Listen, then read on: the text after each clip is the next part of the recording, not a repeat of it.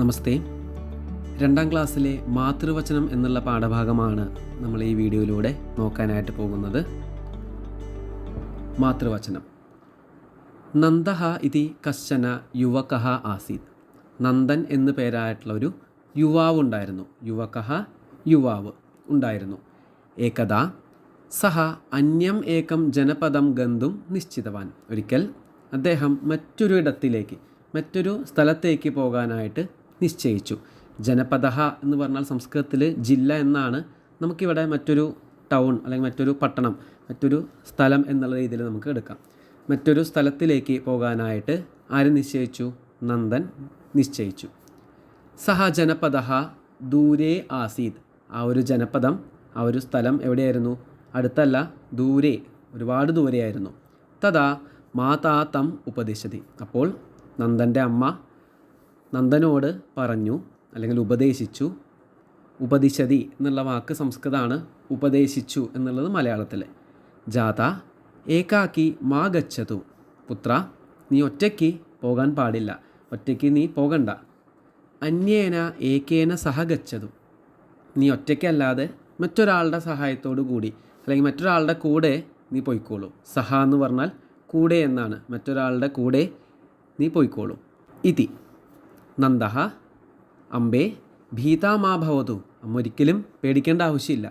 തസ്മിൻ മാർഗേ ആപത്കരം കിമപി നാസ്തി. ഞാൻ പോകുന്ന വഴിയിൽ ആപത്തായിട്ട് കിമപി നാസ്തി, ഒന്നും തന്നെയില്ല. ഗമനം നിശ്ചിതമേവ. ഞാൻ എന്തായാലും പോയിരിക്കും. തീരുമാനിച്ചു കഴിഞ്ഞതാണ്. നമ്മൾ തീരുമാനിച്ച കാര്യങ്ങൾ ഒരിക്കലും അതിൽ നിന്ന് പിന്നോട്ട് പോവാറില്ല. ഞാൻ ഉറപ്പായിട്ടും പോയിരിക്കും.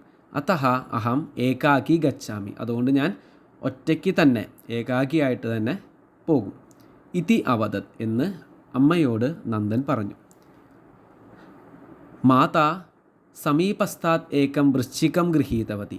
അമ്മ തൊട്ടടുത്ത് നിന്ന് ഒരു വൃശ്ചികത്തെ സ്വീകരിച്ചു. വൃശ്ചികം എന്ന് പറഞ്ഞാൽ തേളിനെ എടുത്തു. തം പുത്രായ ദത്വാ അവദത്ത്.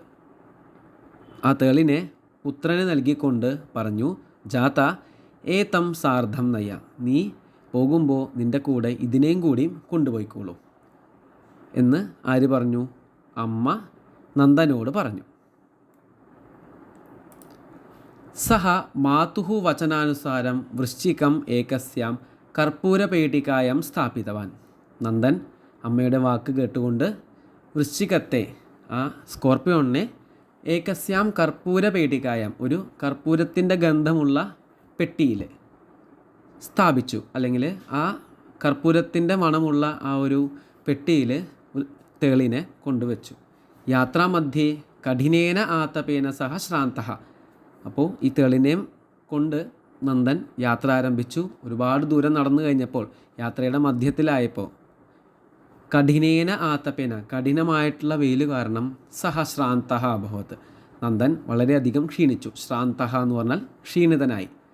ഏകസ്യ വൃക്ഷസ്യ ഛായായാം വിശ്രാമം അകരോത്. ഒരു വൃക്ഷത്തിൻ്റെ ഛായയിൽ, ഛായ എന്ന് പറഞ്ഞാൽ ഷെയ്ഡ്, തണൽ, ഒരു വൃക്ഷത്തിൻ്റെ തണലിൽ നന്ദൻ വിശ്രമിച്ചു.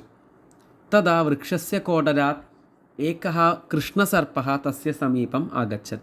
അപ്പോൾ ഉറങ്ങിക്കിടക്കുന്ന നന്ദൻ്റെ അടുത്ത് ആ വൃക്ഷത്തിലെ ഒരു പൊത്തുണ്ട്. ആ പൊത്തിൽ നിന്ന് ഏകഃ കൃഷ്ണസർപ്പഃ, ഒരു കൃഷ്ണസർപ്പം, അതായത് ഒരു കറുത്ത കളറിലുള്ള ഒരു സർപ്പം, തസ്യ സമീപം ആഗച്ഛത്, നന്ദൻ്റെ അടുത്തേക്ക് വന്നു. കർപ്പൂരഗന്ധേന ആകൃഷ്ടഃ ച അഭവത്. കർപ്പൂരത്തിൻ്റെ ഗന്ധം കാരണം, കർപ്പൂരത്തിൻ്റെ മണമുള്ള പെട്ടിയാണ്. ആ കർപ്പൂരത്തിൻ്റെ മണമുള്ള ആ ഒരു പെട്ടി അടുത്തുള്ള കാരണം ആ ഒരു മണത്തിൽ ആകൃഷ്ടനായിട്ട്, അതിൽ അട്രാക്റ്റായിട്ട് ഈ ഒരു കൃഷ്ണസർപ്പം നന്ദൻ്റെ അടുത്തേക്ക് വന്നു. തത്ര കിമപി വിശിഷ്ടം ഭോജ്യം അസ്തി ഇതി സർപ്പഃ ചിന്തിതവാൻ. അവിടെ ആ ഒരു മണത്തിൽ അട്രാക്റ്റായിട്ട് സർപ്പം ചിന്തിക്കുകയാണ്, അവിടെ എന്തോ കാര്യമായിട്ട് കഴിക്കാനുണ്ട് എന്ന് ചിന്തിച്ചു. കർപ്പൂരപേട്ടികാം ഘാതിതും പരിശ്രമം അകരോത്. അങ്ങനെ കർപ്പൂരപ്പെട്ടിയുടെ അടുത്തേക്ക് എത്തി. കർപ്പൂരപേട്ടികാം ഘാതിതു, കർപ്പൂരപ്പെട്ടിയെ കഴിക്കാനായിട്ട് പരിശ്രമിച്ചു, സ്റ്റാർട്ട് ചെയ്തു. കർപ്പൂരത്തിൻ്റെ ആ മണമുള്ള പെട്ടിയെ കഴിക്കാനായിട്ട് ആരംഭിച്ചു.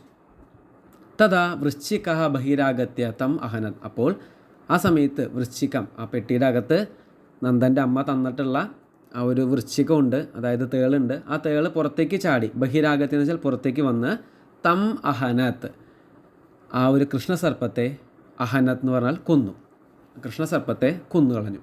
നന്ദഹ നിദ്രാനന്തരം ഉത്ഥിതവാൻ. ആ ക്ഷീണിതനായ നന്ദൻ ക്ഷീണമൊക്കെ മാറി എണീറ്റ് നോക്കിയപ്പോൾ എന്ത് കണ്ടു? തഥാ മൃതം കൃഷ്ണസർപ്പം ദൃഷ്ടവാൻ. അപ്പോൾ കൃഷ്ണസർപ്പത്തെ, ചത്തുകിടക്കുന്ന കൃഷ്ണസർപ്പത്തെ കണ്ടു. കർപ്പൂരപേട്ടികായാഹ ഉപരി ഉപവിശന്തം വൃശ്ചികം ച അപശ്യൻ. കർപ്പൂരത്തിൻ്റെ പെട്ടിയുടെ മുകളിൽ ആരിയ്ക്കുന്നുണ്ടായിരുന്നു? വൃശ്ചികം ച അപശ്യൻ, വൃശ്ചികം ഇരിക്കുന്നുണ്ടായിരുന്നു. ആ ഒരു കാഴ്ചയും നന്ദൻ കണ്ടു. അപ്പം നന്ദൻ ഒരു കാര്യം വ്യക്തമായി. തഥാ മാതുഹു വാചഃ തസ്യ കർണയോഹു പ്രതിധ്വനിതാഹ. അപ്പോൾ അമ്മയുടെ വാക്ക് തസ്യ കർണയോഹു, നന്ദൻ്റെ ചെവികളിൽ പ്രതിധ്വനിച്ചു. യാത്രായാം കശ്ചിത് സാർദ്ധം സ്യാത് ഇതി. അമ്മ പറഞ്ഞ എന്താണ്? നിൻ്റെ യാത്രയിൽ നീ ഒറ്റയ്ക്ക് പോകണ്ട, ഒരാളെയും കൂടി കൂടെ കൂട്ടിക്കോളൂ എന്നുള്ള കാര്യമാണ് നന്ദൻ്റെ ചെവികളിൽ അമ്മ പറഞ്ഞ വാക്കുകൾ മുഴങ്ങിയത്. മാത്രാ ദത്തഃ വൃശ്ചികഃ ഏവ മമ പ്രാണരക്ഷാം അകരോത്. അമ്മ തന്നിട്ടുള്ള ആ ഒരു തേളാണ്, വൃശ്ചികമാണ് എൻ്റെ പ്രാണനെ രക്ഷിച്ചത് എന്ന് ആർക്ക് മനസ്സിലായി? നന്ദന് മനസ്സിലായി. മാതൃവചനം സദാ പാലനീയം ഇതി സഹ അചിന്തയൻ. അപ്പോൾ നന്ദനൊരു കാര്യം ബോധ്യമായി. അമ്മ പറയുന്ന വാക്ക്, മാതൃവചനം, അമ്മയുടെ വാക്ക് സദാ പാലനീയം, എല്ലായ്പ്പോഴും പാലിക്കണം എന്നുള്ള കാര്യം അദ്ദേഹത്തിന് മനസ്സിലായി. അദ്ദേഹം അത് ചിന്തിച്ചു. അപ്പോൾ നമ്മളും മുതിർന്നവർ പറയുന്ന വാക്കുകൾ എല്ലായ്പ്പോഴും കേൾക്കണം എന്നുള്ളതാണ് ഈ ഒരു പാഠത്തിൽ നിന്ന് മനസ്സിലാക്കേണ്ട ഒരു സന്ദേശം.